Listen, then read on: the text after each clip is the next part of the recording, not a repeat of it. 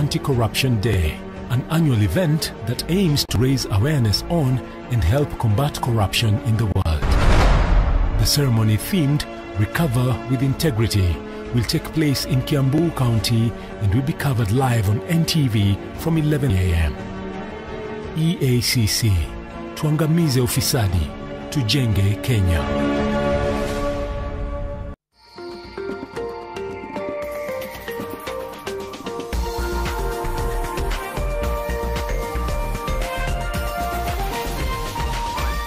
This is NTV.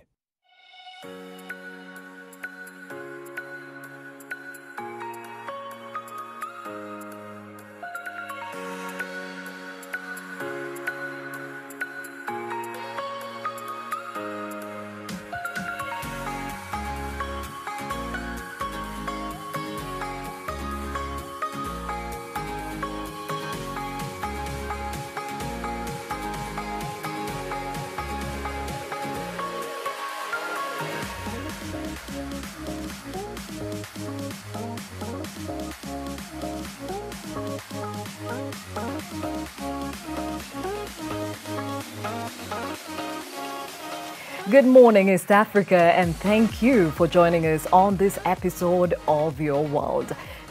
This morning we shall take time to actually evaluate the status of our schools since the phased reopening started in October, which saw grade 4, class 8 and Form 4 students return to school. Now, the full resumption of learning for all the other remaining students scheduled for January 4th. The question here is, are our schools ready to receive learners in keeping to the Ministry of Health's COVID-19 safety measures?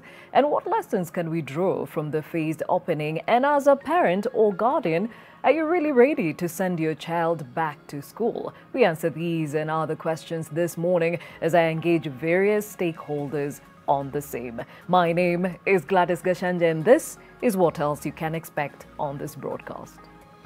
Make a decision with regards to the children who are at home. As I mentioned, we take a look at the status and reopening of schools after months of closure.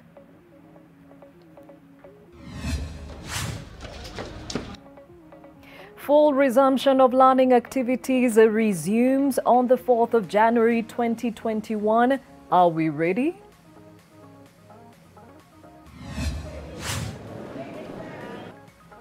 The counting of votes begins under heavy police and military surveillance in Ghana's capital.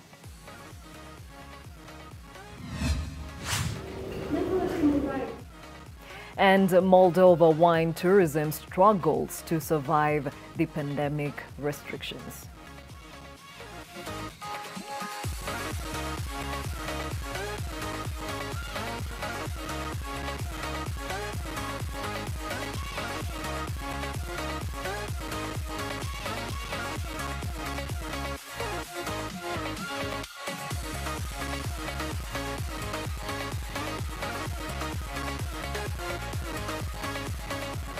Thank you for joining us on this broadcast. As I mentioned, we are taking a look at how ready we are to actually open up the schools to all the other students that have been home for months due to the pandemic. And that's why our question of the day to you is, are you ready to take your child or children back to school in January of 2021? Talk to us. That hashtag is New Normal on our social media handles. And of course, you can reach us using that number at the bottom of your screen.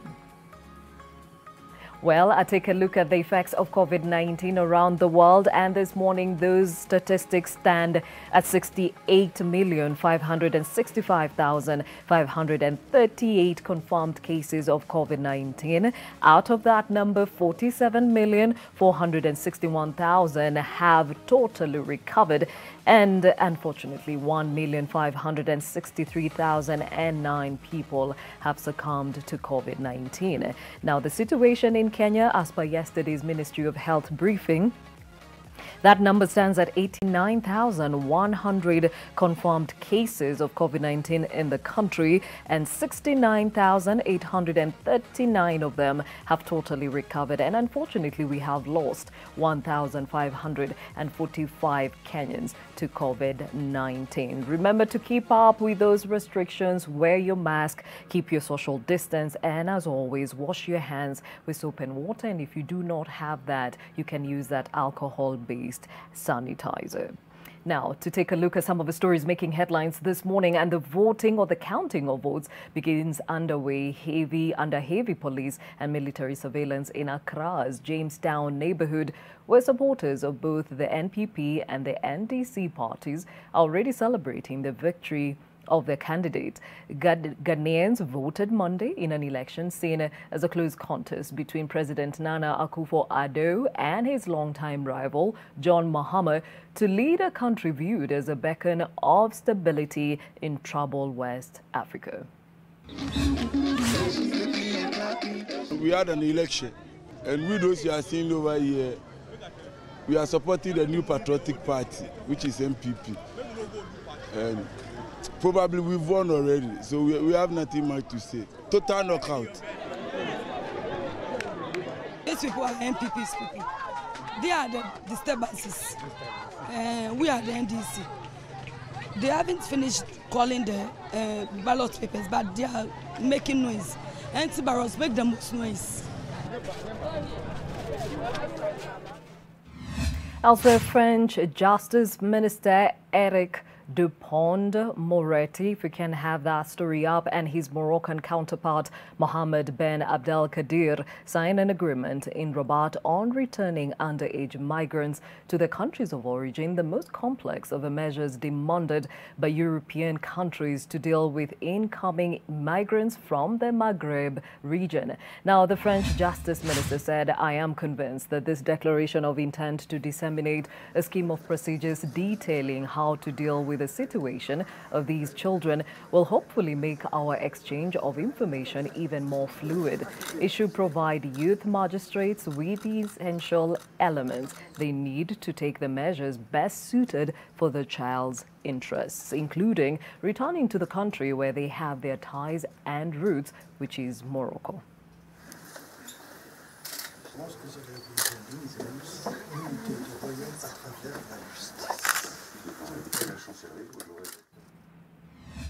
In Kinshasa, UDP's Deputy President Tshisekedi's party destroyed chairs and desks in the assembly following the convening of a plenary session on the management of public water and electricity companies. This comes a day after the Congolese head of state announced the end of a ruling coalition with his predecessor, Kabila. Tshisekedi's government has been in tatters with MPs loyal to his powerful predecessor, that is Joseph Kabila, who command more than 300 seats in the 500-member parliament, increasingly at odds with supporters of the president. Tshisekedi on Sunday said he planned to form a new coalition and warned he might be forced to dissolve parliament and hold fresh elections in a country racked for decades by conflict and corruption.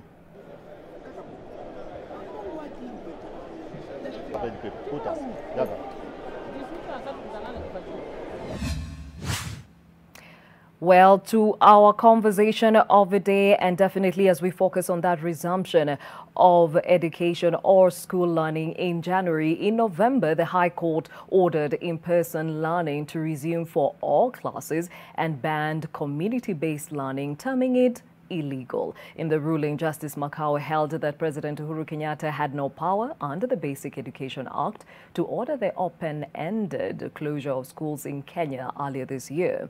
Now, the judge further declared the decisions of Education CS George Magoha taken without consulting the National Education Board and the respective county education boards to be unconstitutional and a violation of the Basic Education Act. In a 107-page judgment, Justice Makau also held that the open-ended closure of schools in the country was a violation of Kenya's school-enrolled children and the learners' right to education.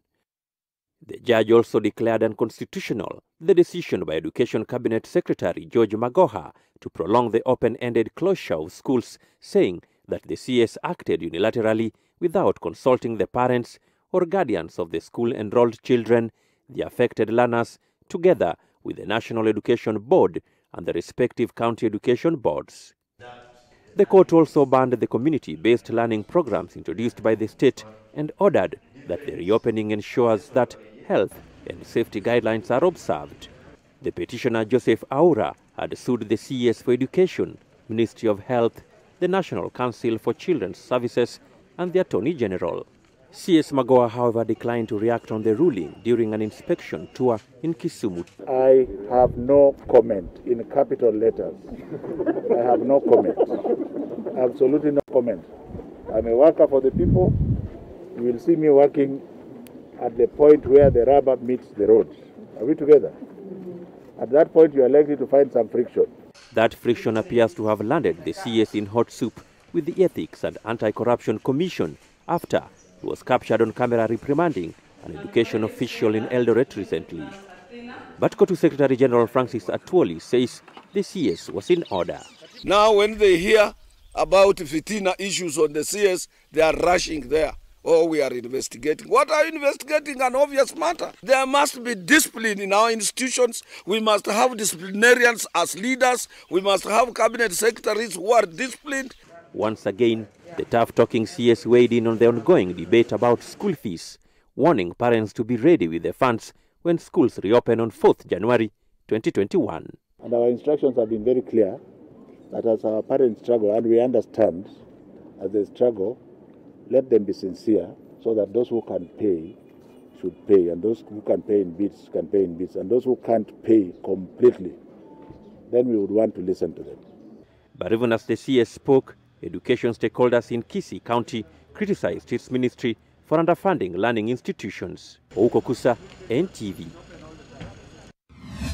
Well, a lot has changed since then, and as you know, January 4th marks the date that schools will fully reopen for all students, and this definitely is something that everyone is looking forward to see how it's going to pan out, considering we're still in a pandemic. And to help us understand, of course, the status of what's going on as we speak with the phased learning, and of course what we expect going forward, in studio we have Lydia Ngwiri, who is a teacher and professional counselor.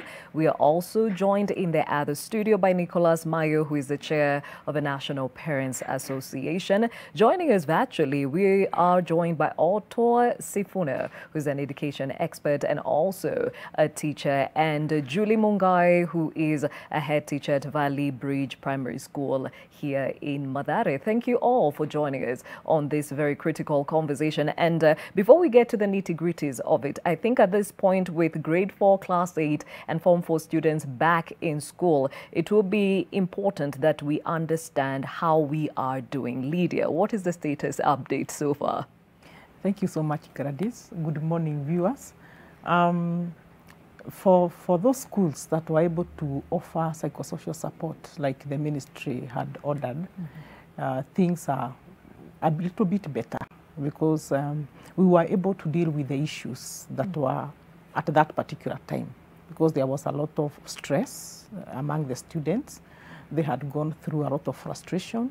They had gone through a lot of emotional abuse. They had gone through a lot of physical abuse. There were so many family issues. And when we were going through the psychosocial support, we were able to pick that. But that happened not in every school, because it needs somebody who is a professional to be able to do that. So personally, I was able to do that in my school and in a few other schools where I managed to go and do the psychosocial support, both to the teachers and to the students and to the non-teaching staff, because the teachers were equally affected. Even now, they are still affected. There's still that fear of getting infected. Of course, there are students that are still going through now. You know, discipline will come up because of what happened. So there are quite a number of indiscipline issues. Remember, they were free, so there was a lot of drug trafficking. There were the drug traffickers. They were taking drugs. Now they are in a controlled environment. Those ones who were in boarding school. So it becomes very difficult for them now to continue with the school. It is unfortunate that quite a number of students did not go back to school, yet they are in Form 4.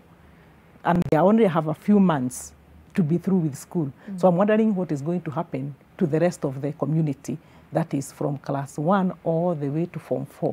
If Form 4s can say they are not going back to school at this stage, when they are remaining only a few months, what about the others? So those schools that were able to do what was expected, they are a little bit better. But those schools that were not able to do it, they have a lot of issues. Okay. Yes. All right. Yeah. And I think at this point, it's good to mention that Lydia actually is a teacher in a high school. So let's hear the perspective from my primary school. Julie Mungai, you are the head teacher of Valley Bridge Primary School. What is the status update on your end? Well, currently, at least because we have been in school for the last almost 2 months now, we have already adjusted, though initially it was not very easy. And we were all worried of what was going to happen. And when we came in on 12th October, we realized the children were willing to come back to school. Majority of the students or the pupils that live around the school, even those who don't come from grade 4 and class 8, decided to also come. They were so excited, meaning that all the students and the pupils were willing to come and learn. It took us a lot of time to convince the pre-units, the grade 1, 2, 3, the ones who are not supposed to open school, to convince them as to why they should not join us.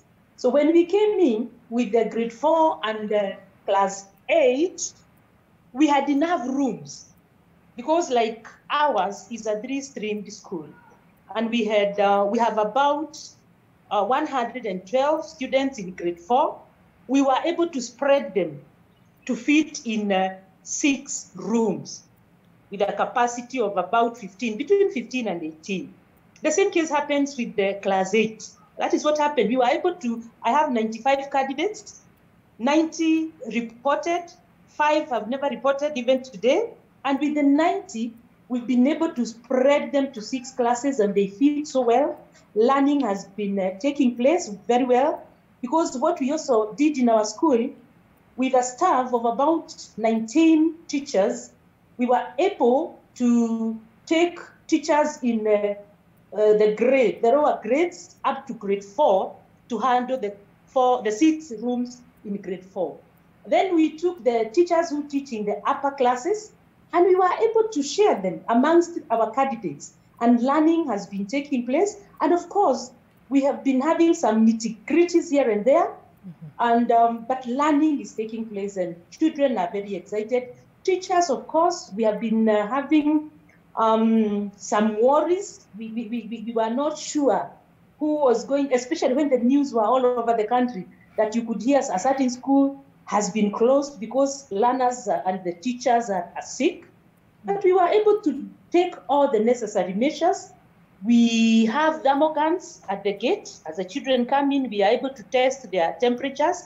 We have a lot of, we have had water points in the various points in the school. I would also want to thank the government because and the Ministry of Education more so, because this year the ministry has been in a position to install a borehole in our school and we have enough supply of water. Okay, when we get back, we'd like to understand what will happen when the rest of the students actually come back because infrastructure is also in question as we look forward to January 4th. Let me bring in the other teacher who's also an education expert, Otua Sifuna. A lot of online learning has been happening and a lot of students got comfortable in that zone. But then again, now physical learning has resumed. How was the uptake after the October reopening? Yeah, Gladys, thank you. Thank you for also having me, Otoa Sifuna, on board. And thank you for NTV. I think you are one of the national leading media house that gives up a good or substantial percentage of your airtime on matters that really are immediate to the hearts of Kenyans and the listeners, and that is education. I wish to, first of all, say from the very onset, and I remember saying this, Gladys, sometime when you had me on the show, that the quagmire we find ourselves into was a health crisis. It wasn't an educational crisis. So I, as Mwalimu Otoa Sifuna, I have always put the very big question before. Have we addressed the health crisis that actually emanated from the whole scenario up to and until when the schools closed?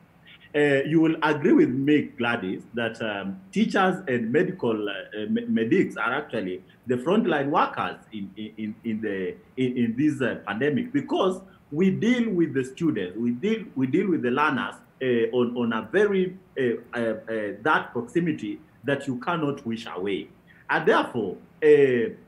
Up until we close the schools in March, it is almost eight months. As Otoa Sifuna, I have always, and I'm listening to the sentiments of my colleague teachers speaking here.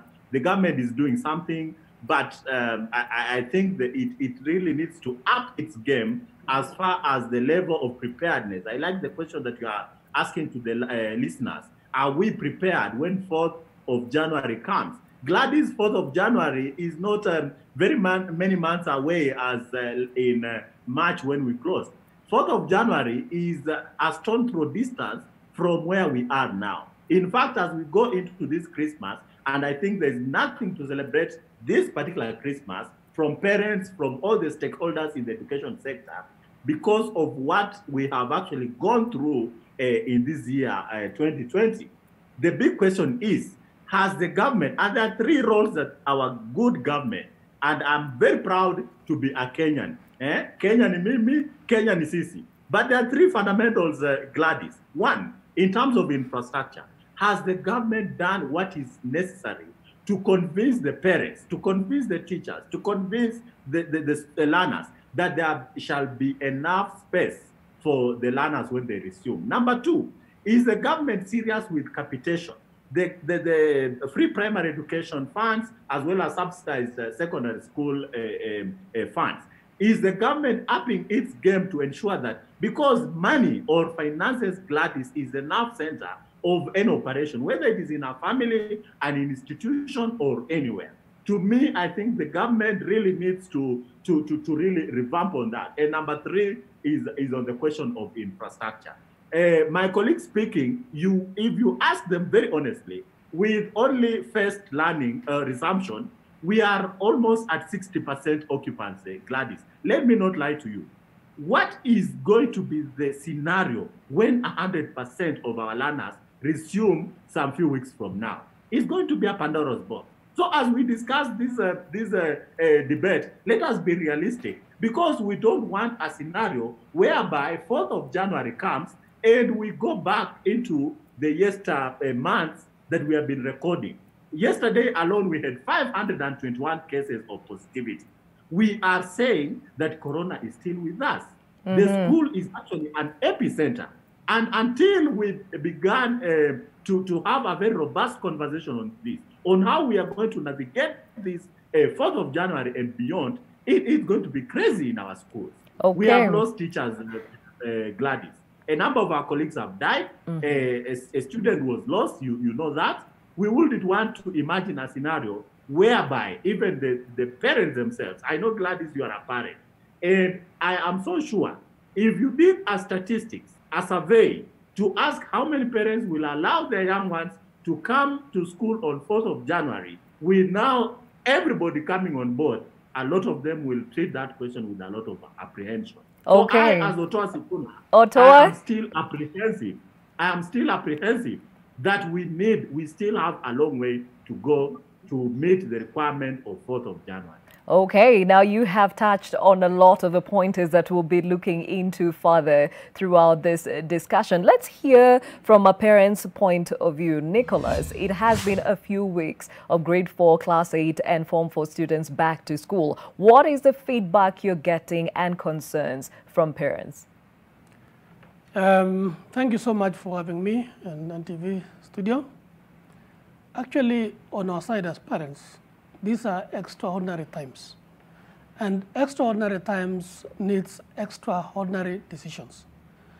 The experience we have had for the last 2 months, when we have our grade 4, standard 8, and Form 4 students in school, is that parents are saying, from their point of view, school is more safer than our homes, simply because we have activities, we have programs in school, we have teachers monitoring them, unlike our homes, where parents, after they've left to go to fetch for livelihood, the father goes to work, the mother also goes to work, they are left alone in their homes. And God knows what goes on between 8 to 6 in the evening when we go back home. Number 2, when schools reopen partially, the main problem we had, the main challenge we had was social distance. I'm telling you, and I'm also telling my parents, that the elephant in the room is a social distance. And the remedy for social distance is quality mask. We've had experience where we were told that some students contracted the virus. And when we did some our own investigation, we found out that they got this virus because they are using the surgical mask more than required. From the medical practitioners, they tell us surgical masks are supposed to be used for only 12 hours, but our children are using it more than a week. And it's also very expensive for us to buy surgical mask every day. So we would like to go for reusable masks, which are a little bit cheaper, and also can take longer, more than 6 months. So if we have, say, 2 masks at 50 shillings each, it can last the whole of the year for our children. So safety is a concern for us parents. And I know I heard Mwalimu say, Sifuna said, we still have a long way to go. And if parents would be asked, they will say maybe on 4th January, they are not ready. But from our side, we had a meeting last week.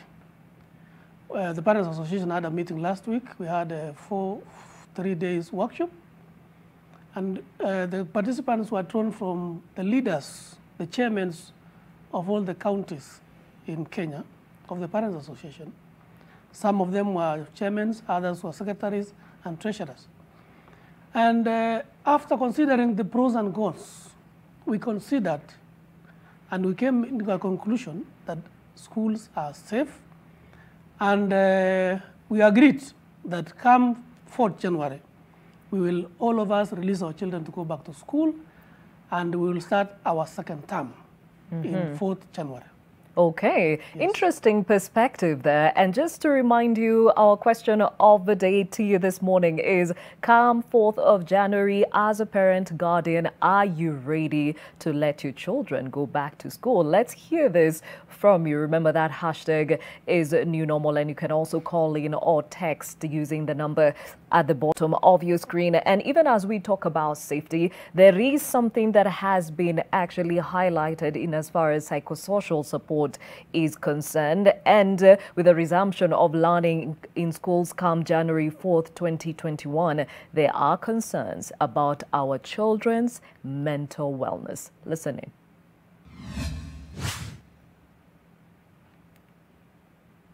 The regulations by the Ministry of Education.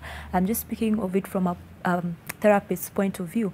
Are we looking at these children? Have they even processed fully what COVID means and where we are at as a world? Because as an adult, you have the mental capacity to comprehend what COVID means and the losses. Some of these children, especially the younger ones, like the grade 4s who are in school, some of them may not even fully understand the concept of death, depending on the kind of environments they have grown with. So have we taken time to help these children understand that death is an eventuality? When they were going back to school, were they aware that this is something that might happen? So have we put systems in place? As we are well-meaning that we need to see children educated, what are we trading that for? Childhood trauma, the aspect of children entering into unresolved grief, because a principal died and we have 500 girls grieving, do they wake up to go for their geography class tomorrow morning? The teacher is also grieving. So who helps the other? We also need to look at, as we are saying that we don't want to lose a generation mentally because they are not educated, what else are we willing to trade for that? And then that comes to, sometimes in therapy we say, look for what is working. A short term, the solution focused therapy, we say if it is not working, don't fix it. Because sometimes we get in the hurry and we are caught up in the fixing it that we realize in the end we didn't even fix it. It crashed eventually. And you see, children's brains do not process the way we do. One, they may take it as their fault because we were in school, and again, we are being told children are less susceptible, but they may infect the adults. So what we are saying is, you contract it, you won't die, but you make your teacher die. Because you see, children, that is how they get the information. It is my fault. So as we are grieving, let us look at how are our children grieving, because they may be taking very different messages. For them, it may not be the normalized death. It may be, it is our fault. If schools didn't open, teacher wouldn't have died. So the balance and the dynamics of why we want to keep our children in school, how are they grieving, and is it working? Should we fix it? And that is a conversation we had when we were speaking about loss and grief in this pandemic. And that is such an important pointer for our children because they are understanding this differently from their adults. So Lydia, from where you sit and the experience of those ones who've already gone back to school, how can we help them think about some of these repercussions of the pandemic? Okay, thank you so much, Gladys. And that's a very good concern because that's what I've been dealing with, especially among the secondary school children, because during especially the beginning of the pandemic, there was deaths that happened, not because of corona, but because of other natural methods, but somebody dies. But there was a restriction as far as who goes for the burial. And remember, there was only 15 family members. So somebody has 8 children, and they have children. So and they have sisters and brothers. So who goes for the burial? The adults. So what about the children? They are left behind.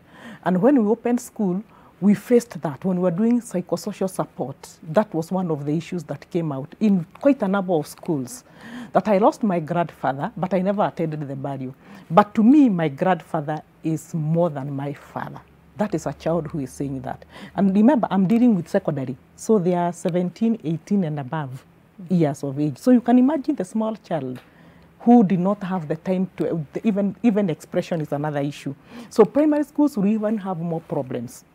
Because those issues that I have not dealt with, they will be at their conscious level of their mind until 16 years. That is when we shall realize in secondary school, because of indiscipline issues now, and depression and a lot of stress and all that, it will show in their behavior when now they are a little bit older, because they are not able to express now. It's unfortunate that many people do not know how to handle death. They don't even know where to start. And therefore, these children they are not even informed that something has happened, or the information is given in a very haphazard manner. So it affects them for the rest of their life. Then the way we are bringing up children is in a way that we are protecting them from any pain. So they do not know what pain is. So a relative dies and we shed them, we shelter them from feeling that pain. Until the day they have no choice but to feel the pain now, a little bit too late, because we should grow with children knowing this is natural. Death happens. And when it happens, we have to move on with life. But most people do not know. You have seen even in the burials, children are put aside. Their father has died. They even want to view the body. They are told you cannot even view the body. And it is such a mess because we are not sure what we are going to do. Of course, we fear death. So children have really been affected, and even in secondary school, they have really been affected. But there is one thing that we can do. And this is what we did, psychological debriefing. And it can be done. Most schools will say we don't have a counselor and so on. We only need to train teachers for 2 hours on debriefing. then divide the pupils to a number of teachers. And that's what I did in my school. Train the teachers for 2 hours psychosocial support, then divide the students. Each teacher got 5 students. And we went into psychological debriefing. That's why we were able to get what the students were feeling, who went through loss. Because loss is not only death. There were job losses. The parents have lost a job. Others, their businesses have gone down. Children have never experienced. I remember a case where a child has never experienced working with their own hands. They have always been sitting on TV because the parents are working, and they're working in the hotel and tourism industry, shut down. So they have nothing. And these children have to go to Mjengo. It was such a traumatic event for them that they have to look for money to feed the family. And those were the stories I was hearing from children as I was talking from different schools, both boys and girls. So that is loss still. It is not just death. Yeah. So, but when they're able to talk about it, as a counselor now, you are able to let them know what they are feeling is normal. The emotions they are going through is normal. It will only be for some time, and then you give them skills and techniques of coping with it as they move through it, because it is a matter of time. It will go through. It's not a matter of time. But they have to go through the stages, but you have to train them to go through the stages the right way. So the counselors in this country have a lot of work to do. Oh, yes, your work is cut out for you. And Julie, I'm curious to know, especially with the primary school, these are younger minds. Have you first invested in your teachers to understand, to offer psychosocial support? And what are some of the needs you're seeing amongst your students? Wow, thank you, Gladys. And what I can say, when we opened school, it took us almost the first 3 days to discuss with the teachers, also to train ourselves. We share amongst ourselves the experiences that we have had from the time the schools were closed in March. Then after that, as my fellow colleague has said, we later went to the children now. We shared children amongst ourselves. We started training these children and talking to them on how to cope with the situation that was at hand. Like also my colleague has said, most of our children had gone through a lot. Owing to the fact that our school is in Madare, that is in Kiamaiko, children had encountered a lot of stress. Most of the children were even going without meals. So in fact, one of the things that we immediately started doing is to get a way of feeding these children from school. Most of them came back even very malnutrited, but we were able to talk to the parents, to also bring in well-wishers.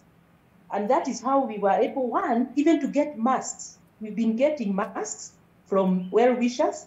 We were also able to have some food donated to us, and we could feed, we still feed them even now. But what I can say, counseling in the Republic is key. We need more and more counselors. We need more and more teachers to be trained when it comes to handling these children. Because what I am realizing, life is not very easy for our children. There are so many things that are happening that the children themselves don't even understand their parents. We have even had some children refusing even to come to school because the parents have separated. We have even, currently I have children who have, 2 of my children have not reported because the mother and the father separated. The mother carried the children, and they are not in school even now as we talk, and that is a class 8 child. So these children, we need a lot of counseling. There is a lot of love from us teachers that is needed so that the children can feel that they can continue learning. Otherwise, currently I can say we only had issues at the beginning. We are now coping up so well. Most children, even those who did not open school, have started trickling back because they are seeing learning is continuing as normal. Okay. Every time we have an assembly on Mondays and Fridays, the first 30 minutes we are normally talking about, the teachers normally counsel these children, and they also encourage them and give them hope that with Corona or with COVID-19 or not, learning must continue and their life must continue as normal. Okay, and that is great feedback considering that these are younger minds and a lot more of them will be joining you come January 4th. And as I had asked you earlier on the question of the day, are you as a parent or guardian ready to release your children back to school? Well, you are speaking to us on that hashtag New Normal. If we can have that feedback on the screen.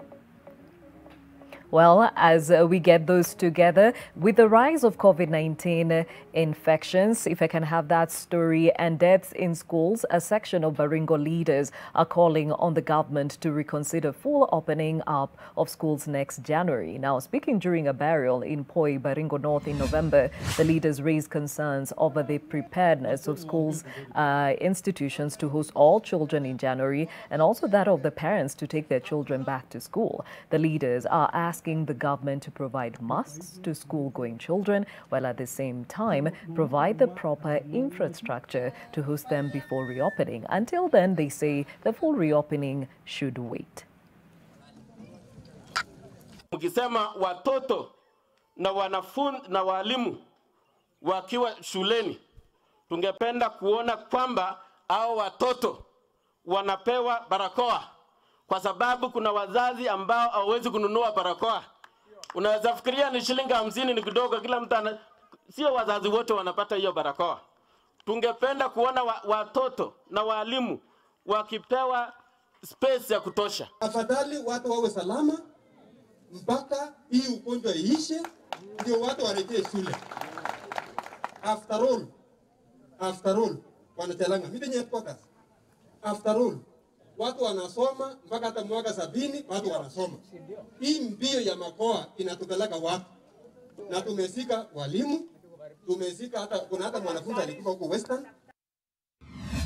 Those are some of the sentiments coming from the leaders. What are your sentiments about the opening of schools in January? Well, that hashtag is New Normal, and we are hearing a lot from you. If you can have that feedback, we have Julie Kihara who says, yes, 2 are very much willing and ready to go back, 1 in high school and a class 6, but this other one in PP2 insists that he finished school. We hear you, Julie. Mickey Mike says, yeah, I'm ready to take my 5 children back to school. Okay.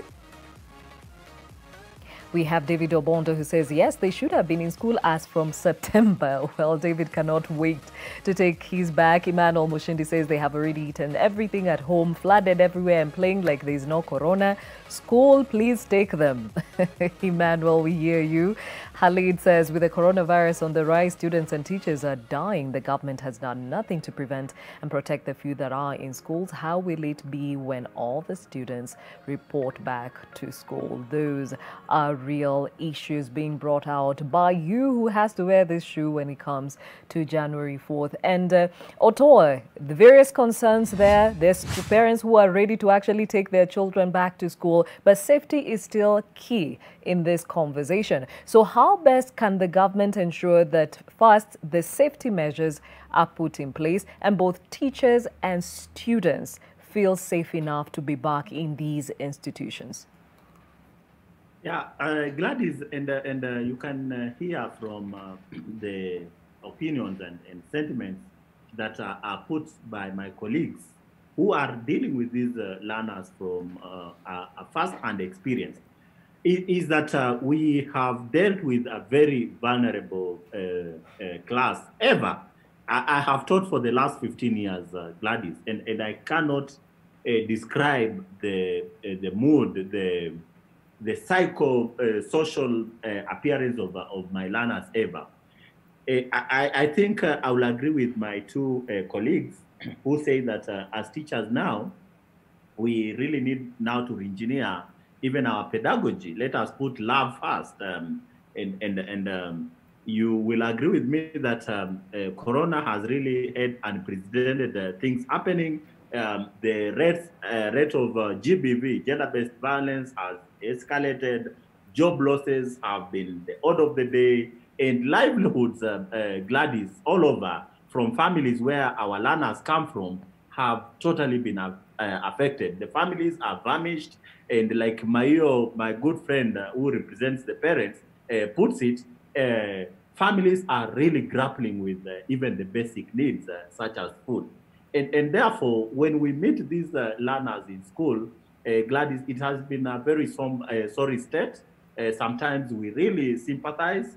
It's just because some of the teachers, okay, we don't have maybe the capacity, but if it was the wish of every teacher, we could have even provided that mask. Mayo is very right.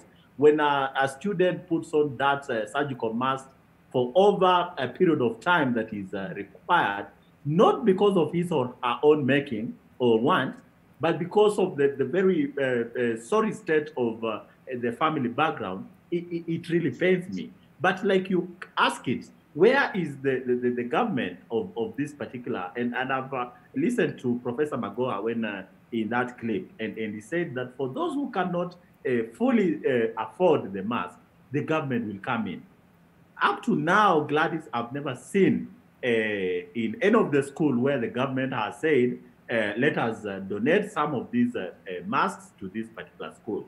Yet, with their financial partners, either internally or externally, they could have done that. The government, what it sold, will have really been seen during these trying times. We have lost teachers, and as we speak now, it's even very, very dire that some of our colleagues now, who are on the other hand side of the war front, the medics, have actually hung their boot there on the streets, such that should a teacher now go down with corona, he will not afford that basic treatment that the government hospital is supposed to provide. And I'm here even again to question the nature of health insurance that is administered to teachers. Over a period of time, Gladys, we have had issues with Aeon Minet, that it has not been so much robust in terms of providing that adequate health care to teachers. Yet, you and I know that most of the teachers in this country are 50 years and beyond, and therefore they are very vulnerable. In as much as our learners might be a little bit resilient to the virus, but when a teacher contracts this virus, Gladys, he or she will go down the road very, very quickly. So can we, as a government, also cushion the teacher, the innocent teacher, who is out doing, and I've never seen that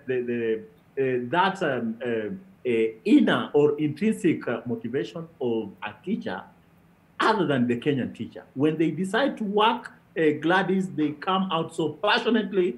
And even if Magoha describes the year as the academic year as being lost, I can tell you, if best environment is provided, the teachers of this country are able to marshal around and actually recover the lost timing. But most importantly is on the question of psychosocial. Most of the learners we are having in schools, Gladys, are candidate classes. They are supposed to sit a summative assessment in the months of March and in April, which is also very, very fast approaching. Yet with the current psychosocial conditioning that they are going through, they need a lot of support. They need a lot of reassurance. They need a lot of care. They need a lot of that atmosphere that is quite conducive for them to do the exam. It's in fact my prayer to the Kenya National Examination Council, as they do their test, let them take cognizance that this particular learner in Standard 8 and Form 4 has gone through a myriad of challenges, such that that exam is mitigated and placed at that level. But very quickly, it is the role of the government to ensure, look at it in this case, Gladys. Most of our Form 4s who are in boarding schools are doing their mocks, and very soon, maybe next week or so, they'll be on their way back home for that Christmas vacation before they can come back on 4th. One of the weakest link we have had in this fight against COVID-19, Gladys, is our public sector transportation. So I think, in fact, some of these politicians, some of these so-called leaders who say that they are so philanthropic, they could have come in even to partner with schools to ensure that these learners have safe transportation back home. Because when these learners get jammed into matatus and all that, we have realized that most of them are picking COVID-19 along the routes, en route back to their homes and to school. And that also speaks on the behavior of Kenyans. Let me tell you very shockingly, Gladys, that most Kenyans are now putting on the mask because they fear the 20,000 fine and the police. The other day, I passed by Ruiru police station, and I'm telling you the number of people, especially young people, getting arrested past COVID restricted hours. It is quite astronomical. And that tells you that we as Kenyans, we are not also doing fairness and justice in the fight against COVID-19. Can we also partner with our good government to ensure that when the government is trying to put down its measures, we as the citizens are becoming responsible? The learners we teach in schools, Gladys, do not learn by theory. They learn by practice. When they see you as a mother come from work and you do not have a mask on they are picking something. When they see that you are not sanitizing, there are not those basic things. And Mayo will tell you that the fight against COVID-19 is just observing very simple COVID-19 protocols, some of which our schools have not provided. And again, the ball gets back to the government. When they say that we shall ensure we have running water in our schools, have they done that? When they say that we shall ensure that those schools that cannot really afford, we shall cushion them in terms of providing those. But I will answer the first question that you asked me about online teaching. Online teaching has also exposed one of the greatest lessons that we as educational experts must also learn, that the inequality in this country, in as far as access to education, Gladys, is something that you cannot really talk about. Otoa, let me stop you. Otoa, let me stop you at that point because we need to take a short break, but we'll be coming back to talk about, of course, the resumption of education and the syllabus therein. And before I take that short break, I'd like to hear from Mayo. You said the parents are ready to send their students, or rather their children, to school. We've had from the feedback, the parents are ready to release their children. As a parents association, what are the bare minimums you're expecting in that school to also give you some assurance that your children are safe? Thank you, Gladys. For sure, every parent needs safety for his or her child. And as an association, we've agreed after making our safety manual that we should have the IBC measures in all our schools. And we are requesting the government, we're asking the government that if it's possible, they can provide water, they can provide more space, that is classrooms. And of course, we know when 4th comes January, all our children will be back in school and the challenge will be social distance. And we've got a remedy for that. That is what you've said, mask. And for all these measures to be put in place, we are aware. We are parents, and we know that most of our parents were affected by COVID. And we made a request as a recommendation on us as a parents' body that we need an increase in capitation as a stimulus package from the government on COVID. Every primary school, our children receive 1,400. We need an increase of 1,000 to make it 2,400. In high school, we always are given capitation of 22,224.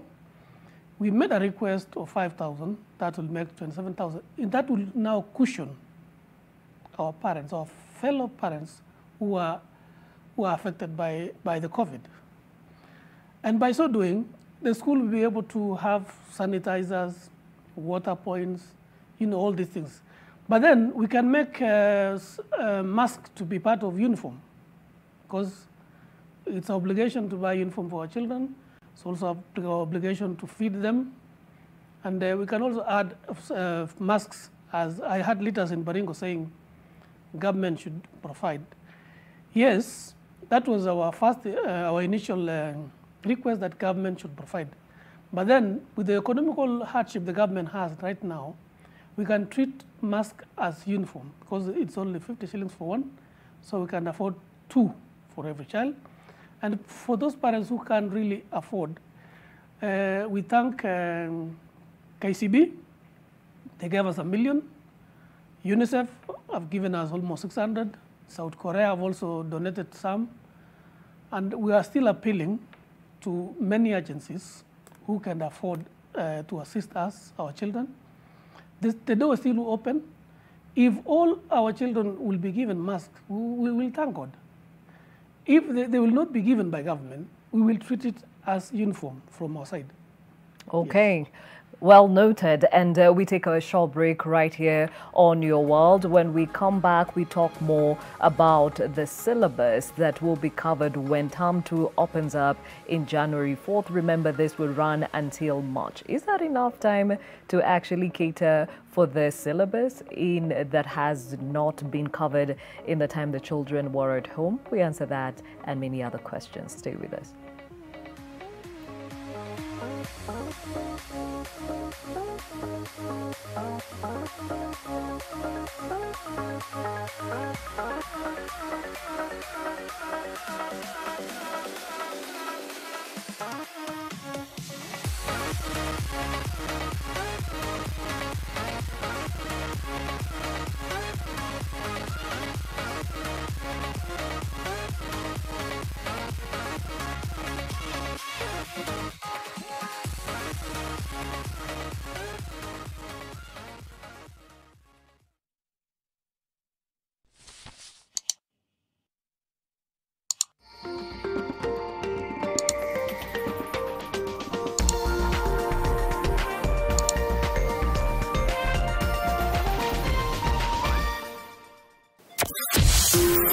Waking you up to the hottest morning show. Tina Kagia, The Morning Fix, Nation FM. Hey, how are you doing? I am Tina Kagia, aka The Voice. And every single morning, starting from 6 up until 10, catch me on The Morning Fix on 96.3 Nation FM, where good music lives. Let's have awesome conversations. Talk about life, love, money, politics, school, education. No topic is out of bounds. Mornings with Tina Kagia, 96.3. Nothing but the best of conversations. Talk about your stories, because honestly, it's important to unwind.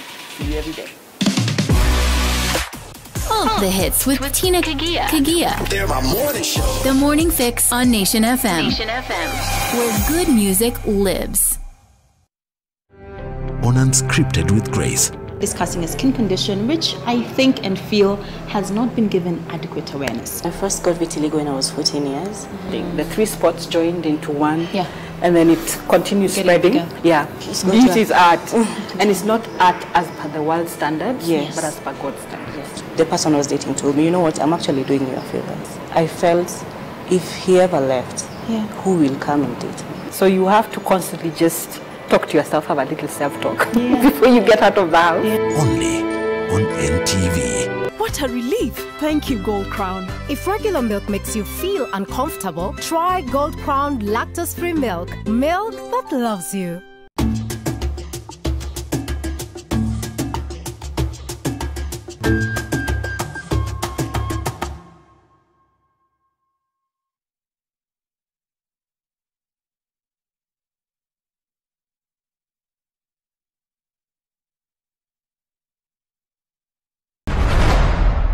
Violence against women is the most pervasive breach of human rights worldwide.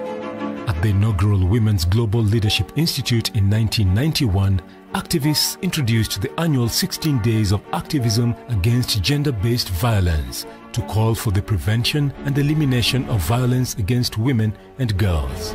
The campaign takes place between 25th November and 10th December. On Wednesday, 9th December 2020, NTV, in partnership with UN Women, will hold a virtual live panel discussion on the prevalence of gender-based violence in Kenya and around the world. It will delve into the root causes of violence, access to justice for victims, and the available funding opportunities for survivors of gender-based violence in an effort to explore possible prevention measures during and after the COVID-19 pandemic. Join the virtual conversation live on NTV Wednesday from 8 p.m.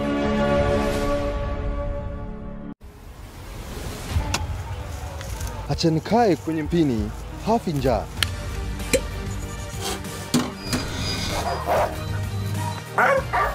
Na kila mmoja ana riziki yake. Mimi vile na hustle hivi, hii ndio jasho langu. Kila Jumanne katika NTV jioni tutapata makala maalum ya jasho langu, kuangazia raha na karaha, heri na shari za watu katika kazi na vibarua mbalimbali. Mimi Max Riala, na kuunda glass ndilo jasho langu. Na hii ndio jasho langu. Naitwa The African Dogman, na hii ndio haso yangu. Nami ni Daniel Mule, na hili ndilo jasho langu. Maxi! Pinky? No, na siku hizi umeamua kudowngrade. I'm sorry, who are you? I'm his girlfriend. Hey. Rhyme, umesikia? Mimi nafanya hizi vitu zote kwa sababu nakupenda. Good morning. In the afternoon. Hizi pombe zako umekunywa eh? Kuna pombe yako umekunywa. Listen to me carefully. Wachana na sera. Jichanue na data statements kujua vile bundles zinatumika on Kenya's best network. Dial *544# and select check balance. Kumbuka pia, the first time you access your data statements, una get 200 MBs completely free.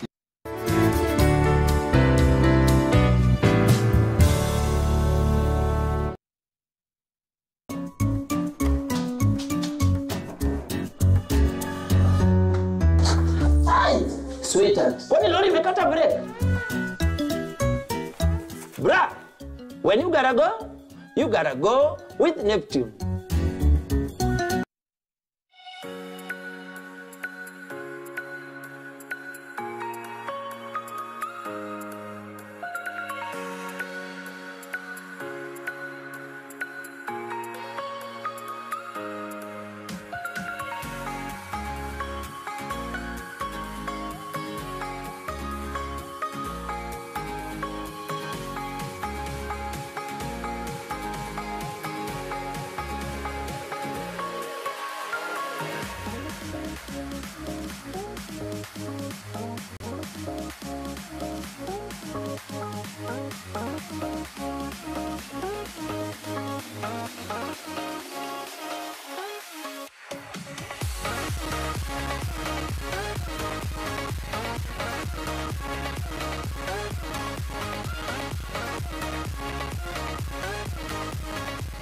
Thank you for staying with Your World. My name is Gladys Gachanja, even as we take stock of the status of our schools ahead of opening up of the schools on January the 4th. Now, helping us understand this better is Lydia Ngwiri, who is a teacher and professional counselor, with me in studio. In the other studio, we have Nicholas Mayo, who is the chair of the National Parents Association, joining us virtually. Otoa Sifuna, education expert and also a teacher, and also the head teacher of Valley Bridge Primary School in Mathare, Julie Mungai, joining us virtually. Thank you all for being with us this morning. Now, in November, West Pokot Governor, that is John Lonyangapuo, took issue with the manner in which the Ministry of Education was distributing funds to schools which were affected by the landslides in Elgeyo Marakwet and West Pokot. The governor also challenged the government to fully reopen schools to avert the rising cases of teenage pregnancies and early forced marriages.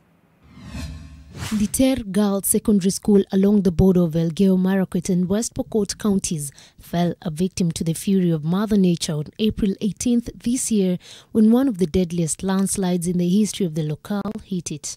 At least 30 people died and several bodies remain untraced. Liter Girls Secondary, which had 200 students, was buried in debris and sections of it washed away. The Ministry of Education gave resources to assist with rebuilding the school.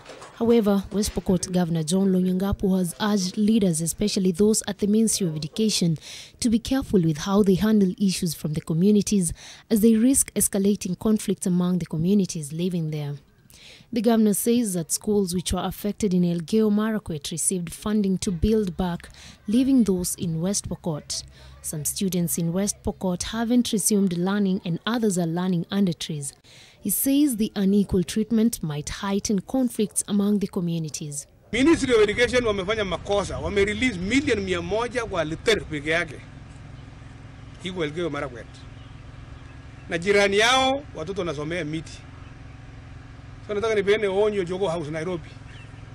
Toweni pesa ya West Pokot ndio wawe moja. Kila siku tukienda hapo tunapeana chakula kwa watoto ya Liter na kwa watoto ya Chesekun. Mbona mnatukawa na mnapanda mbegu ya chuki? Kama hakuna pesa, rudisha hiyo milioni 100 kwanza. Ije yote. Pande hii 100, pande ile 100. Na ikiendelea hivyo nitasema kuna cartels Ministry of Education.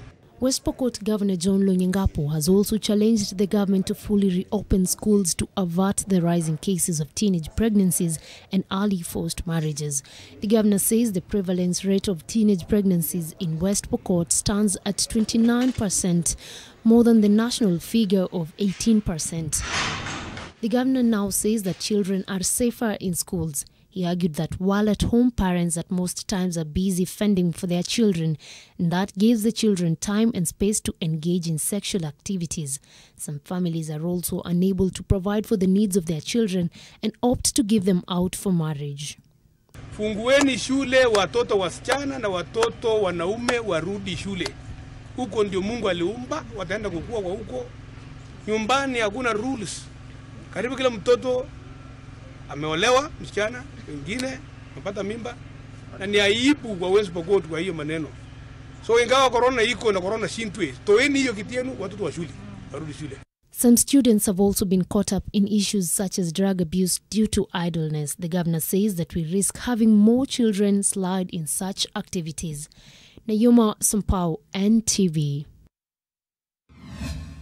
So those are the harsh realities even as the country faces a pandemic and looks to reopening schools in January 4th. Now, before we get to the conversation, let me hear from you. Even as we plan for January 4th, are you ready to actually release your children back to school? Talk to us. That hashtag is new normal. If we can have that feedback on the screen. We have got God who says, I am very ready, but my pocket is not ready. We hear you. Gabriel Kituku says, yes, 100% ready. Interesting. NATO says, so if schools are to be reopened January, does it mean that the government has talked to COVID-19 and agreed it will end in December? We hear your sarcasm. Joroge Wambandi says, already in school, so it won't make any difference. Well, I guess you fall in the category of grade 4, class 8 and form 4. Munasia says, all my kids are already back in school, form 4, grade 8 and form 4 will break shortly for Christmas. Okay. Joyce says, my son is already in school, so I support 100%. Kevin Omondi says, why not? Of course, yes, I'm ready to do so. Kigamo Andota says, yes, I believe there is no permanent situation. We learn how to cope with new changes time to time. Another here from Blessed Achiever Peter who says, time will tell. Well, I guess this is one of the parents who is going to be watching the rest. And Maurice Mondano says, I am not ready at all. Maurice, we hear you. But then again, it's interesting that a majority of the parents are ready to send their children back to school. Now, back to that story on Lonyangapu. He raised two issues, infrastructure and definitely the state of our children going back to school. I start off with the state of our children going back to school. Lydia, we have on record even the Secretary General for NAT, that is Wilson Sosion, saying all students should report back to school, whether you're pregnant or whatever your situation. We need to give all our children an equal opportunity to get the education that they deserve. So how are you handling this girl who's coming back, obviously pregnant amongst her peers, but has to focus on education?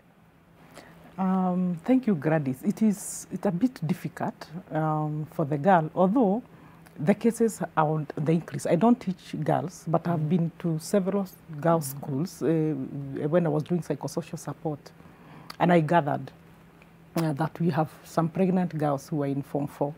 Then I have also been requested by teachers on how to handle those girls. So I have been helping teachers on how to handle those girls because they were told to go back to school. And they have been in school, by the way. It's only that there is an increase. I go to many schools, and by the 5th girls' school, I'll get one who is pregnant. Either I'll be told by the teacher or the girl herself, or by the students themselves. When you are talking to a crowd of students, you'll hear one say, or ask a question, like there is one who asked a question, I'm pregnant because my teacher did this and then he disappeared. And then I read the question without realizing. She was talking on behalf of another girl because they were fighting over the same teacher. But this one became pregnant. Now she's very happy. And that girl is in the crowd. It is so difficult for that girl. Actually, I had to take her through counseling.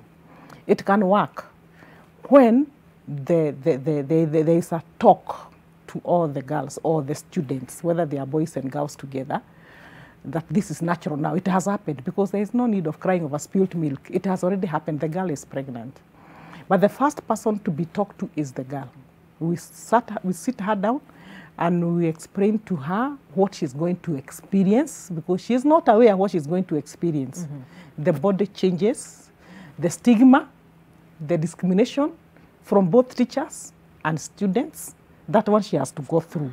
So we teach her how to cope with it, if she can manage. Then I have seen in some schools, they have even adjusted their skirts. She has come back to school, the skirt is too small. So the principals and the principal and the teacher, they decide, let us get for her bigger blouses and a bigger skirt, so she is comfortable and she allows the baby to be the baby in the womb. And that is a lot of support from the teachers for that girl. And that one will be comfortable because the teachers are supporting her because it has already happened. So they are supporting her. And then it also depends on the nature of that child. Because like there's one who talked in a meeting. I was in a meeting this year, beginning of this year, before COVID. I was in a meeting with girls and one of them raised her hand when they were asking questions. And she said, Madam, I am pregnant. She's the one who said, I am pregnant. And all the girls looked at her and it was like they knew, all of them knew she was pregnant.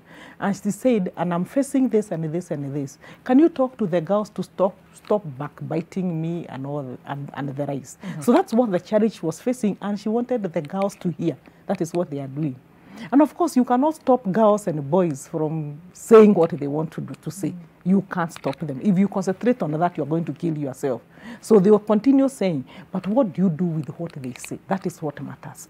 So when such a girl goes through counseling, they're able to cope with it, if they are willing, because counseling is about willingness. Am I willing to go through it? So what happens that many of them do not manage. So it reaches a point where they disappear.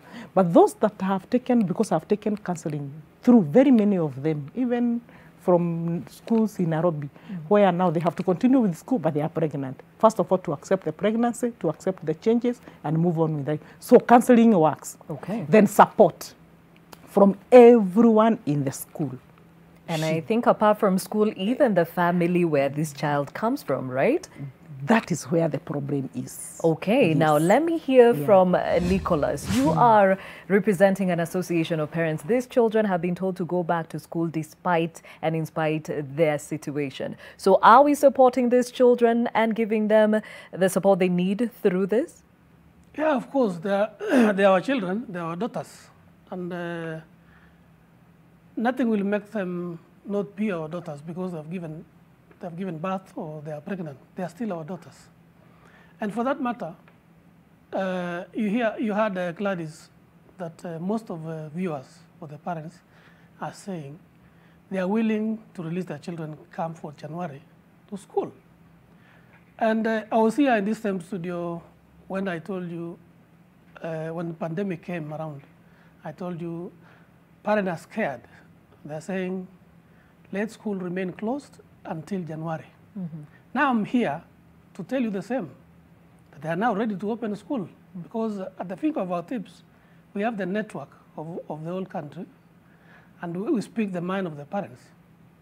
So once you call us around and we tell you that they are willing, you saw from your own screen that out of the 10 they gave their views, only 1 was not sure, but 9 are ready.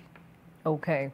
Yes. Now, Mayo, it is important that we walk through this with these children, as Lydia has mentioned, that these children are coming from different homes and the support they get from home, coupled with the one in school, then we shall see a success of these children reporting back to school and doing well in their studies. Now, the story earlier on also touched on infrastructure.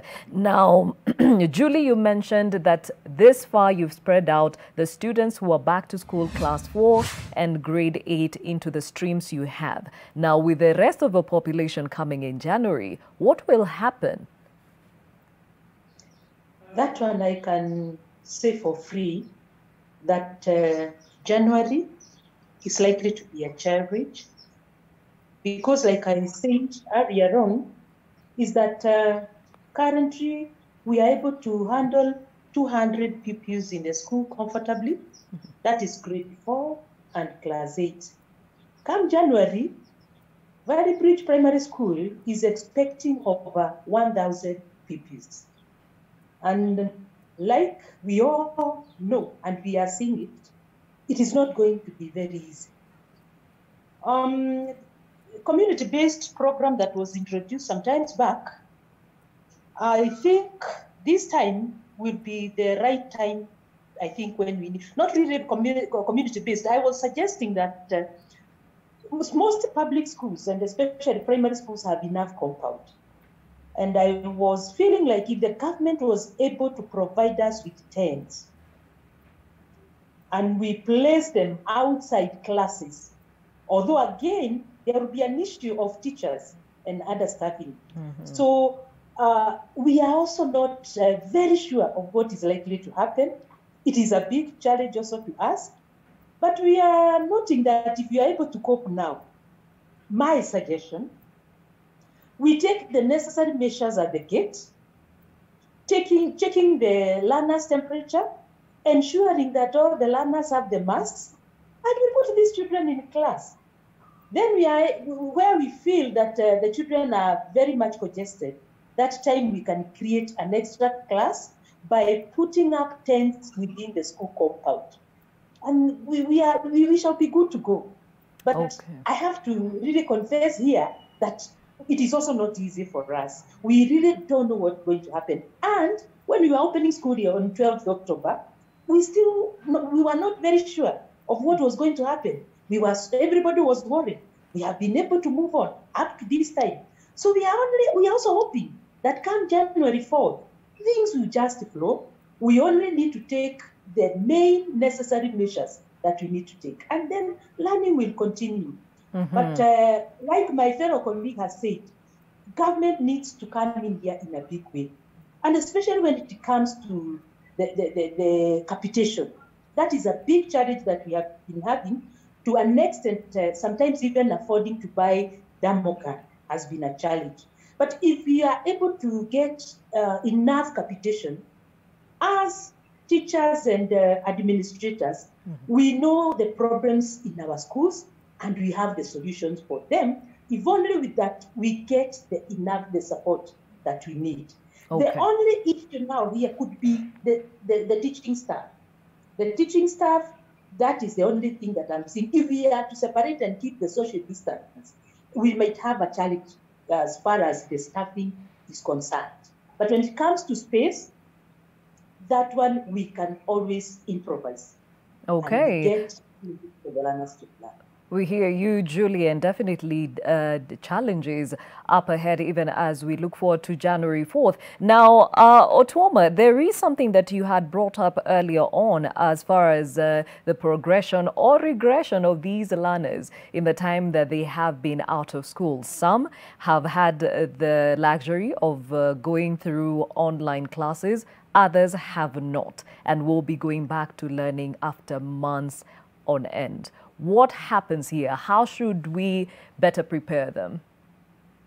Yeah, I like the views expressed by my colleagues, especially Madame from Valley Bridge. We are a very innovative team of teachers in this country. You can see she's already anticipating that change will be erected. And I can tell you, despite maybe the tropical climatic conditions such as extreme rain and a lot of sunshine, heat, we could actually maneuver through come January. But I'm one teacher who doesn't fear from having a very candid conversation. And you see, the buck actually stops with our government. What has our government done to ensure that the safety that Mayo is talking about, is actually guaranteed? And you can see from even the fear that is being expressed by Madame, that even the number of teachers, Gladys, is the ratio of teachers to pupils or learners in this country is just so awkward. And in this pandemic, what are the lessons we as the educational stakeholders have learned, including the government? I think a lot of their budgetary allocation will really, plus including the cushioning financing aspect, come to the educational sector to ensure that our institutions actually have it an easy ride when we 100% reopen. But the teachers is a big problem. We are not enough. And I'm telling you for sure, right now, the Teacher Service Commission is hiring or recruiting on internship basis. That one is just a stopgap measure. When you have two sets of teachers, one employed on permanent and pensionable terms, earning a high amount, and the other one is getting a meager salary or just a wage, sooner or later, it brings that discrepancy and it brings demotivation and all that. So it is something that the government also need to look at in terms of staffing and the human resource that is available to make sure that learners are adequately considered. And I have said that also this is the time the government needs to come and mitigate the vulnerable, the so-called the poor of our society. Gladys, I cannot belabor the point that COVID-19 has really hit us below the belt when it comes to our socioeconomic and survival, livelihood. Families are struggling. And therefore, this is the time the government will have even done that demographics and study and say that this family cannot afford to pay school fees. And therefore, let us cushion them that the learners can even have what? Otherwise, if you compound the problem come January and you are sending the learners back home, they are walking, loitering back on they are mingling with, what solution are you creating? Ottawa, yes. To the earlier question to you, in as far as progression and regression of our students as they prepare for school, what should be looked into to ensure that all are at par? Yeah, I think it is just a question of addressing the socioeconomic discrepancy, because earlier on I was telling you the question of online. Online teaching and has only targeted a very small percentage, those whom you are describing as having the luxury to afford these amenities. So that's where I agree with the cabinet secretary that when the learners come back, we will actually assume that this is where all of them stop. So that is where we will all begin from. Otherwise, COVID-19 has taught us one good lesson, that going forward as a country, we also need to leverage on our digital literacy and infrastructure. I reckon where the school laptop project went to, Gladys, That will have been a very, very game changer in all this. The president talked about the Google loan to provide internet access to remote areas like Bungoma, where I come from. It will have gone a long way. So can we be very good in terms of boardroom recommendations, but also very, very good as a government when it comes to practicability? How can we apply those boardroom suggestions into practical ideas that can now actualize our education system and change the whole scenario? But with that, Gladys, we must target the poor. Otherwise, education is becoming now very expensive for the poor. And very soon, it will only be the preserve of the rich that can access education in this country. And we need to remember that education is actually a basic human right. Well, when we come back from this short break, we get to hear more about how we think the new calendar will be looking like, how it will be affecting the students, and of course, the parents and teachers who are part and parcel of these huge changes coming from that will start from January 4th. But before we take that short break, I hear you still giving us your feedback in as far as if you will be releasing your children back to school come January 4th. Robert Ojwang says, Aki nimechoshwa na hawa watoto wanarudi kesho. Robert, I think many parents hear you loud and clear. Jackie Gakunga says, let me ask my bank balance first. I'll get back to you. We hear you, Jackie. Abdi Rodolph says, yeah, to us who have children in public schools, hata wakisema wanafungua shule saa hizi, hapo ni kufuliza tu 3,000 by saa 7 mtoto wako shule.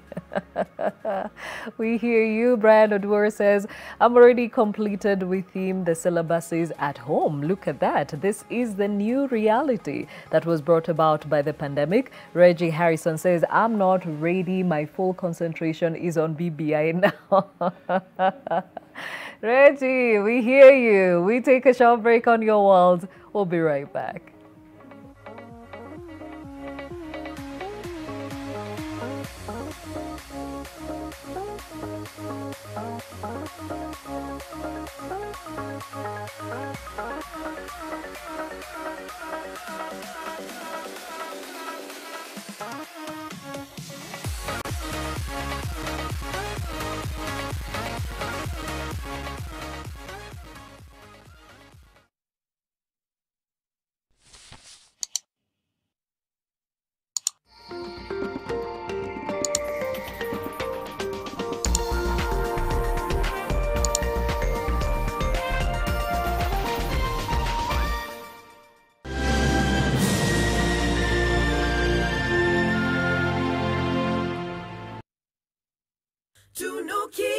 Malkia siku njema na tunukiwa offers kila siku. Piga *444# utunukiwe Credo double.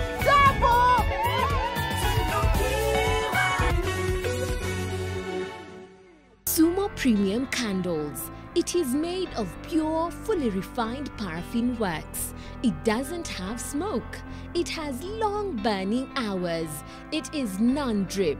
It doesn't smell. Always smile and work with Sumo Candle from Rock Industries Limited. For inquiries, visit our offices at Ndume Road off Lungalunga Road, behind Carton Manufacturers near Sinai Stage. You can also talk to us through 0722 575 619.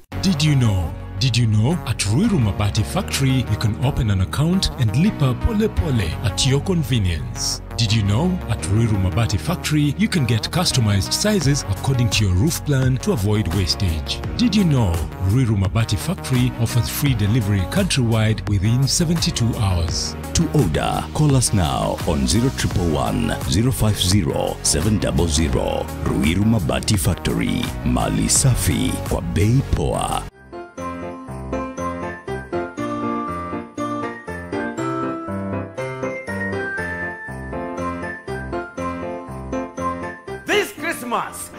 Jaza kwa sababu there's a whooping 1 million bob to be won. All you have to do ni kupiga shopping worth 1,500 and above. Na uko ndani ya draw. Krisi, ibambe na Quickmart. Quickmart, fresh and easy. Maji mdosi wangu ametupa simu yangu ndani ya maji. mdosi wako kwa sawa. Venye Nkirota ameniambia ajui na akimpigia simu ashiki. Hey, guy, what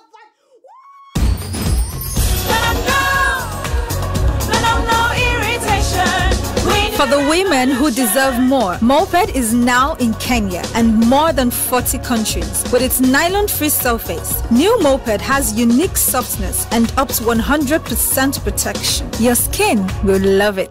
Rock Industries Limited wanakuletea bidhaa za plastiki zinazotumika kila siku maishani, kuanzia matumizi ya jikoni, usafi na shuleni, miongoni mwa matumizi mengine. Chakula kitamu sio upishi tu, kikiwa kitamu kisha kipakuliwe katika vyombo maridadi kinakuwa kitamu zaidi. Ndio maana Rock Industries Limited wanahakikisha mezani na jikoni kunapendeza kwa kukuletea vyombo maridadi vya plastiki. Vyombo hivi ni vya viwango vya juu, vyenye rangi nzuri ya kupendeza, umbo wa kuvutia na vinadumu. Baadhi ya bidhaa za plastiki kutoka Rock Industries Limited ni vikombe, glasi, sahani, jagi, begi, bakuli, vijiko, vichana na kadhalika. Na bidhaa hizi muhimu zinapatikana katika duka lililo karibu nawe pamoja na maduka ya jumla kwa bei nafuu. Kwa maelezo zaidi, wasiliana na Rock Industries Limited kupitia nambari 0722575619 au 0736028181. Fact finder from the BBC. A victim of revenge porn in Zimbabwe opens up about fighting shame and betrayal. He sends me a message and he says, "Oh, if you don't come back, you know I have those pictures." Campaigns marred by misinformation as the UK gears up for a fierce election contest. And online all the time, but how did the internet start 50 years ago? Every spoonful of Nutri comes loaded with the necessary vitamins, protein and minerals for you and your family to become healthier and stronger. Pick up a pack today from your nearest store. Nutri, every spoonful counts. On Wednesday, 9th December 2020, the Ethics and Anti-Corruption Commission and the Kenya Leadership Integrity Forum will join the rest of the world in commemorating this year's International Anti-Corruption Day, an annual event that aims to raise awareness on and help combat corruption in the world.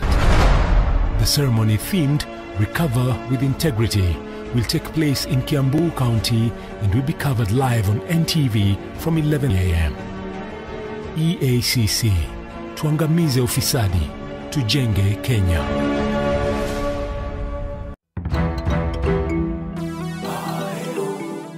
Investing back home, never easy, but those in the diaspora are getting smarter. Engage the right partners. The secret behind this multi-million shilling project in Kitisuru by over 300 Kenyans living in the US. On Kenya to the World, KQ's cargo business on the New York route amid COVID-19. KQ Cargo did not stop operating. And on My Magical Kenya, the changing face of Dunga Beach in Kisumu. To relief, thank you, Gold Crown. If regular milk makes you feel uncomfortable, try Gold Crown lactose-free milk. Milk that loves you. Maxi! Pinky? No, excuse me, umeamua downgrade. I'm sorry, who are you? I'm his girlfriend. Hey. Right, umesikia? Mimi nafanya hizi vitu zote kwa sababu nakupenda. Good morning. In the afternoon. Hizi pombe zako umekunywa, eh? Kuna pombe yako nimekunywa. Listen to me carefully. Wachana na sera. Jichanue na data statements kujua vile bundles zinatumika on Kenya's best network. Dial *544# and select check balance. Kumbuka pia, the first time you access your data statements, una get 200 MBs completely free.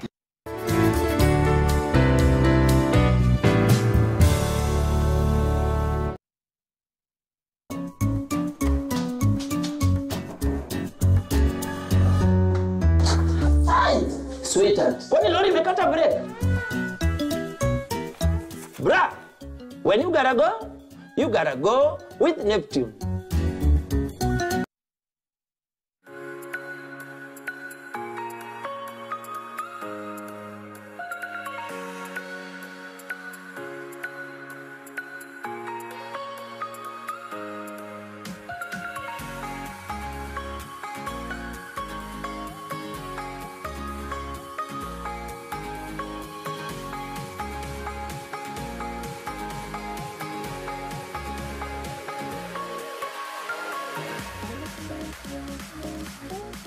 Thank you for staying with us. My name is Gladys Gachanja. Even as we take stock of the status of our schools with the phased opening and looking forward to the resumption of full physical learning in schools come January 4th. And speaking of which, I have feedback here from Arnold Erickson, who says we will have more infection due to December movement, and come January, schools will be COVID-19 distribution points and expect more teachers and parents to get infected, and death rates will increase. It is not a rational matter. If doctors are not safe, how then about the children? Now, this is actually a comment referred, or rather directed to you, Nicholas. And the question here is, do the parents really know what is at stake here? Is it because the children have been in school at home for too long and you're tired of them, so to speak? Or are you really aware of the health risks that they face? Yeah, we are aware, Gladys, of the risks, especially because our parents are very studious. They have information that pandemics all over in the world.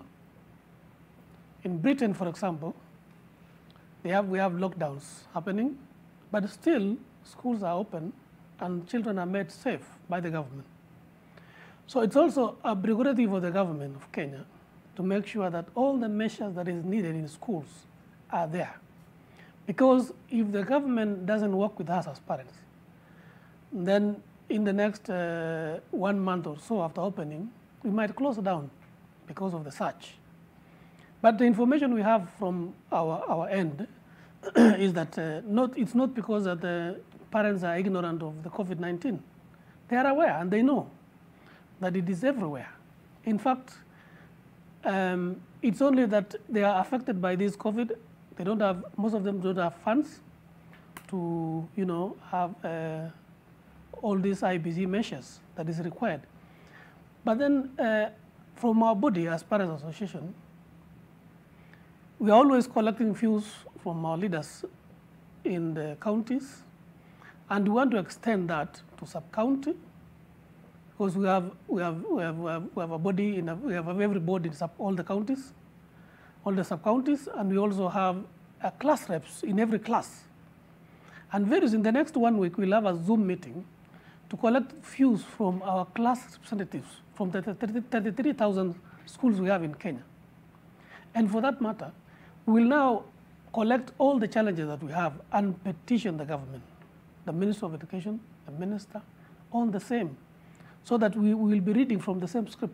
Parents are very much aware of the pandemic, and they know that pandemic is everywhere. It is there in school, it's there in the market, it's there in the bank, it's all over, it's virtually everywhere.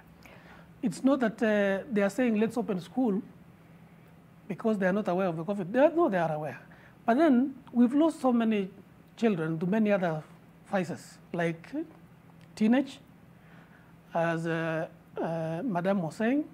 We've lost also to child labor. We've lost others to drug and substance abuse. And if we say let's wait and see, we might open school in the next 2 years.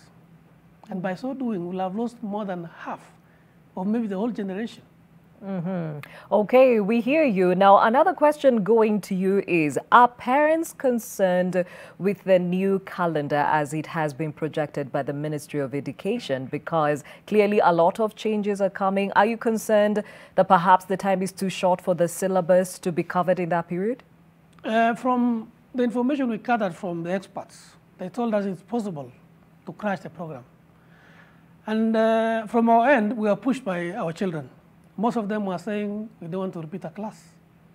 When you ask, even now, when the grade 4 are going to school, we wake up, they are woken up very early in the morning, maybe at 5 or 5:30. They're still complaining that the brother or sibling, class 6, still asleep up to late hours. So they would prefer all of them to be in school. And as we got the information from the KICD and the the experts, the teachers, it is possible for the crash program to be made, and our children will do exams in March, and have a new calendar come 2022, the normal one of January. Okay, now let's hear it from the teachers themselves. Julie, how are you anticipating to ensure that the children cover the necessary syllabus in the time frame that has been projected by the Ministry of Education? Thank you, Gladys. And in fact, I have the timetable in front of me. And the government and all the other stakeholders were wise enough when they were doing the calculation of the number of weeks that the children are supposed to be in school. Currently, we are already doing our second term work with the grade 4s and the class 8s. And I'm promising you, by 23rd of December, when we are closing schools, all the term 2 syllabus will be covered by those 2 classes. Then come January, as they had put it, we are now going to have the rest of the classes doing their second term. The number of weeks that we have been given proves that all the teachers and all the learners will be able to cover up the term 2 work for the various other classes that are not in school now. So what I can currently say, as far as the term dates and the number of weeks that are allocated for year 2021 and 2022 will cover up all the expected work. So I'm urging all the parents not to be worried in any way, because we have already tried it now. That is what we are doing it practically. And by pushing this holiday up to 23rd December proves that all the work will be done. And even in a week's time, we are even planning to start our assessment of what we have covered for this term. So that one, according to the way the procedure is laid down, the number of weeks have been covered up by shortening the holiday. You remember, like this time we would be on holiday. We used to go for a 2 months holiday, all the way from end of October to the whole of November. We were at home. December, we were at home. Now we are in school, and this is covering up for the time that would have been lost. Okay. So according to my observation, everything would be okay. The syllabus would be very well covered, assessment and everything. There you have your reassurance from the educators themselves in as far as those syllabus and the time frame put aside for the same is concerned. And Julie touches on something that most parents have also talked about. The holiday time being shortened. When the former CS, Matiang'i, was in the docket, he's the one who came and said it was imperative for any learner to take some time out to rest, to ensure that we have better outcomes. What now happens? Are we going back on the gains we had made, or what does this mean going forward, Lydia? I think, Gladys, we need to look at why did he say that at that particular time. Because what used to happen is that students would be in school with teachers, then during the holiday, again they go back to school, and they're supposed to be on holiday. And you see class 1, class 2 with bags in the morning, and they are going back to school, and it is during the holiday. And that's why he had to do that, because it was too much. We were doing too much. The student had no time on their own, and they need that time on their own. Now, we are not living in the normal times. Or we are calling it the new normal. Yes. So it is a new normal. They have rested for a whole 1 year. So let them now struggle with a short holiday, because we need to cover up as much as possible. It is possible. Of course, some will give up. Of course, it will have its own repercussions. There are some students that will give up education because they are being pushed too much. There are others that will cope with it.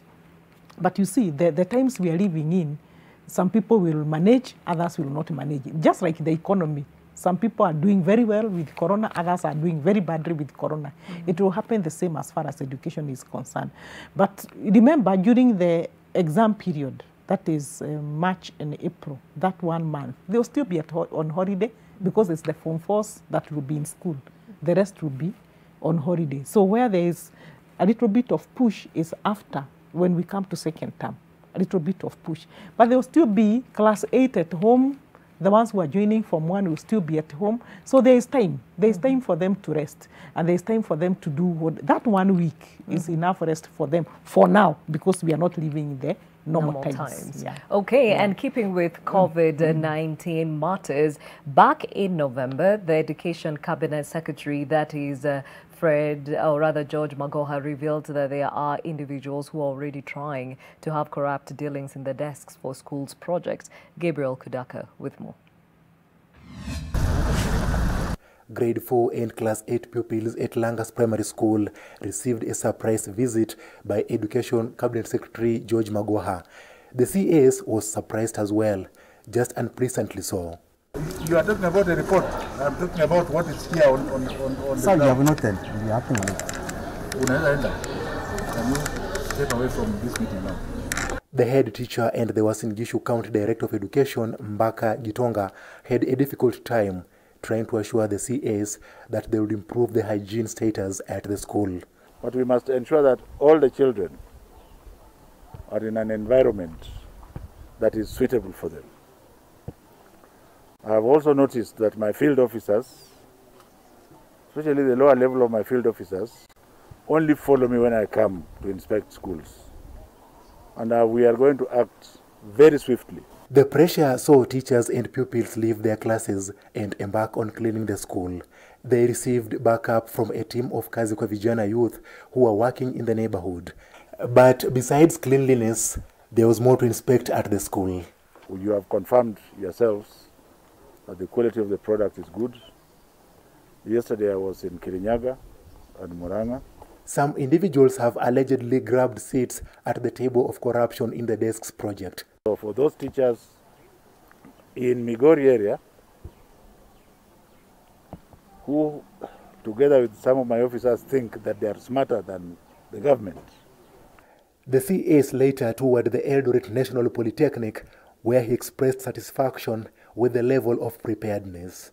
Education CS declined to field questions regarding the measures being put in place by the government to address the rising cases of COVID-19 in schools.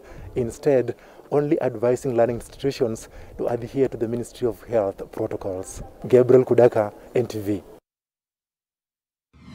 Interesting sentiments there by the CS for Education on this International Day Against Corruption. And when we speak about infrastructure, Otoy, we are not only talking about masks, hand washing bays, sanitizers, thermal guns. We are also talking about these desks that the CS is talking about, books, and of course classrooms that these learners need to enable their education. Are we ready for January 4th, considering the time in between since they closed? And of course, a lot of things have happened, some claiming or eating on the gains in as far as infrastructure is concerned. Yeah, Gladys, it has been our frustration sometimes to see that the education sector is actually mad with a lot of bureaucracy, red tape, and sorry for using the word cartelism. There's a lot of cartelism in the education sector. We have seen in the past where vested interest, and sometimes the government might really want to do something so good to the people, to its citizens, but you see some people want to have to cash on some of the processes, actually come in and cast the spanner into the works. I'm saying so because something like the desks for the schools should actually be available right now from the very day it was announced. But right now, if you visit most of the schools and you ask them, do you have the desks that the government said will provide for schools? A good number of schools do not have them. I also have reservation, especially when it comes to the financial cycles, and Mayo will agree with me that the big problem we have is actually the what we call the capitation cycle going in tandem with the academic calendar. I think, and you have kept on asking, what has COVID-19 taught us in this sector? I think going forward, the government need to now look at the academic calendar and sync it, have it in sync with their financial capitation flow. I'm saying so because most of the head teachers as well as the principals have found themselves in a very, very precarious situations. They are in schools, there's no money, there's no water, there is no food, even githeri for the learners, and the disbursement has not happened. I'm telling you, that is the time, Gladys, you would not wish to be a head teacher or a principal of that particular institution. So I think the government now needs to study this particular calendar and ensure that now that we are going to have very many learners in schools in January, let that, even before the schools reopen, the schools' accounts are already fed with the free primary education as well as subsidized secondary funding, so that it creates that harmonious flow and operation of these schools. I did say from the very onset of this program that finances are the nerve center of operating any, be it a family or a financial institution. So a lot of our hands as teachers and as the stakeholders are always held because we do not have the money to actually meet even the very basics. Okay. But very quickly, I would want to say, Mayo talked about petitioning. Can you, as the chair of the Parents Association, petition the government also to increase the budgetary allocation that goes, and that can be done through even members of parliament, so that we have an increased capitation. But the very fundamental question I'm asking Mayo is that if Mayo points out that schools are safer, the question we need to ask ourselves, Gladys, why are homes not becoming safe for our learners? Yet, we expect that charity must begin at home. Is there a disconnect with our Kenyan parent such that he or she has relegated the duty of parentage and caregiving to the teachers? There must be a very, very robust answering to that particular question. Why are our homes becoming unsafe? Otor, I think those will be excellent closing remarks from you, and I will give Nicholas an opportunity to not only answer that and briefly give us his closing remarks on the same. Thank you so much, Gladys. Let me first answer my friend Sifuna, that actually there's a big difference between school and home. And it's not that home is not safe, but the situation itself makes a difference. At home, there's no close monitoring like in school. At home, all the parents move out, and they're left. The only people left in the family, the home, are the children. And you know, when only children are left at home, there's no close monitoring, and you will not know what they are doing on their own. That makes home not safe as compared to school. In school, there's a bell every 40 minutes. Something is done differently. In school, there are teachers on duty. In school, everything is run smoothly. But we will not have time, even him as a teacher, will not have time to stay 24/7 at home to monitor his children. So that alone doesn't make home unsafe, but the situation itself makes it unsafe. That is why, as parents, we consider the pros and cons and came up with the decisions that school is more safer than home because of the situation. Now, Gladys, you are at work. Where are your children? At home. Who is taking care of them? We don't know. Maybe once you are here, they might have gone out to their friends. They are not safe. They are only safe at your watch. And the time you have with them is minimal during the day. And number two is that I want to urge my parents, especially those who have children in ECD, primary, and high school, that if we don't make a decision now, we will lose a generation in the next 2 years.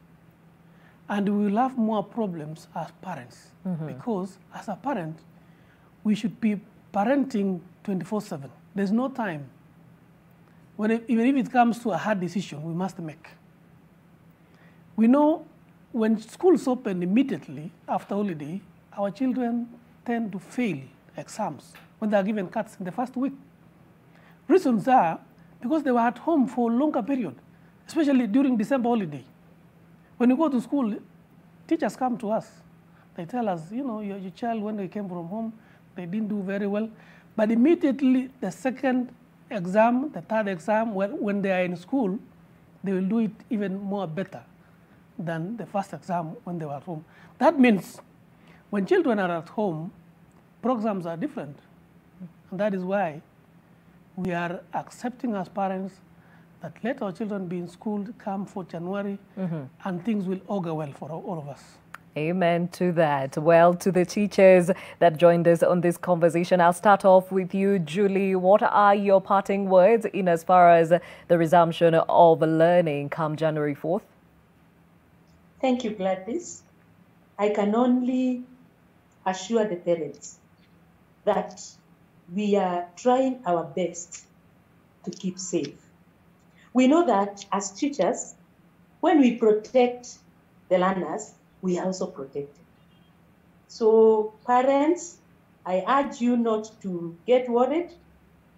As teachers, administrators, and the boards of management, we are doing each and everything that will ensure that children are safe in school, and we are doing our best to ensure that the spread of COVID-19 is controlled in schools. So come January 4th, don't feel worried. We will do our part, and of course, God will do his part.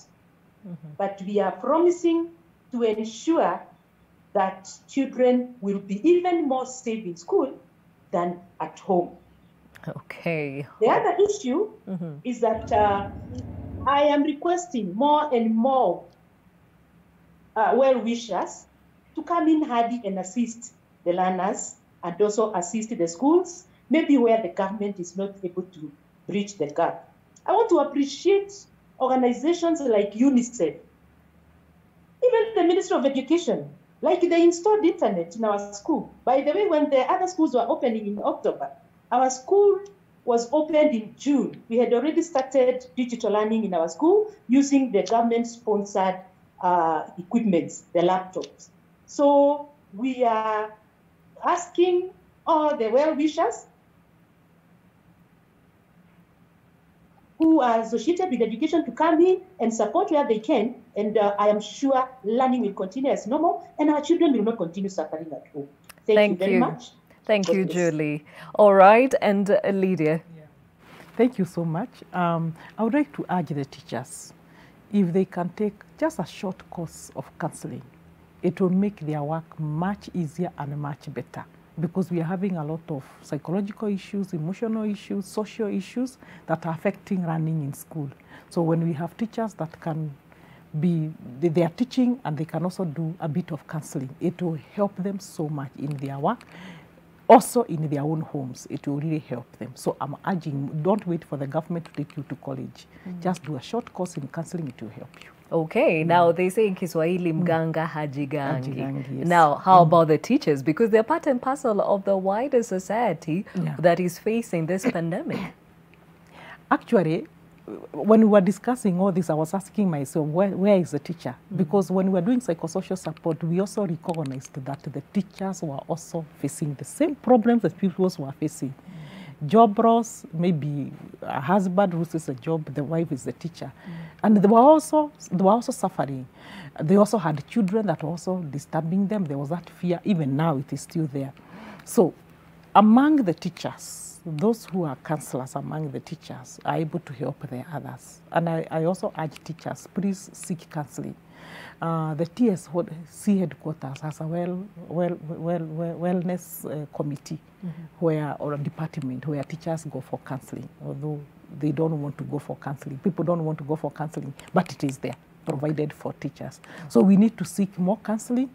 on our own for the government. Of course, there is also government free counseling at KICC. There is a government free counseling, so people should seek counseling for mental health issues. Okay. Yeah. All right. Thank you all that joined us on this conversation. Lydia Ngwiri, who is a teacher and professional counselor, Otoa Sifuna, education expert, a teacher himself, Nicholas Mayo, chair of the National Parents Association, and Judy Mungai, who is a head teacher at the Valley Bridge Primary School in Mathare. Well, January 4th is clearly looking as a reality, with the parents saying they are ready to let their children go back to school. And speaking of which, that feedback still trickling in. Hashtag new normal. Nari David says it's still not worth it unless the government enforces the e-learning program across the country. Is this really a reality?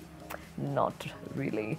Yakska says, no, I'm not ready, not going to be financially stable. Since we're in December festive season, the pandemic is outrageous. I am not ready. We hear you.